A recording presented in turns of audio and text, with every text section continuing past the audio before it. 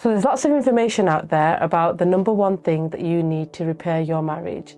People will tell you that it's about expressing love. Some people will say it's about forgiveness.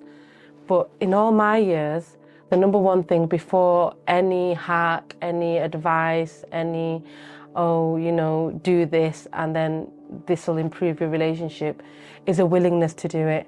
And I sincerely say this because what I found over the years of working with couples is the ones that are committed to making their relationship work will often make their relationship work. And the people that in relationships where I see they're about themselves, they're about not making change, but about blame or about being heard over their partner, those are the couples that struggle the most. And I find that when I talk about a willingness to make it work, Allah subhanahu wa ta'ala talks about intentions. We have good intentions and then Allah, rewards those intentions. And so you have to ask yourself, especially as in Muslim marriages, what is my intention, being in this marriage? Is it to be right or is it to make my marriage work? Sometimes the ego is so strong amongst couples that they're not willing to let that go. And they sacrifice their entire marriage on the premise that they're right about a certain thing.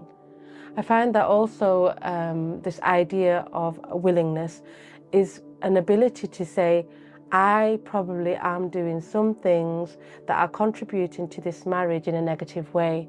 And that's really important to note. As much as you might be saying, my partner isn't doing this particular thing, or my partner, needs to improve a certain way, you've also got to be able to say, well, actually, there's two people in this marriage, and I also need to look at what my partner is telling me. So when you're working on your marriage and there's problems, think about this. Are you the type of person who is willing to listen when your partner gives you feedback? When your husband or your wife tells you, look, this particular thing upsets me, or I really want this change to happen because of X, Y, and Z. Are you the type of person that listens, or are you defensive? Do you hear it with, I know you want this particular thing, but there's this, this, and this? Couples that do really well understand that, we're 50-50, like we're half and half in this. So sometimes we're going to be a little bit less, sometimes we're going to be a little bit more. But we both have to have understanding, we both have to be able to hear one another, we both have needs and wants. If we don't take the time to step back and give each other that space, then our relationship can't change.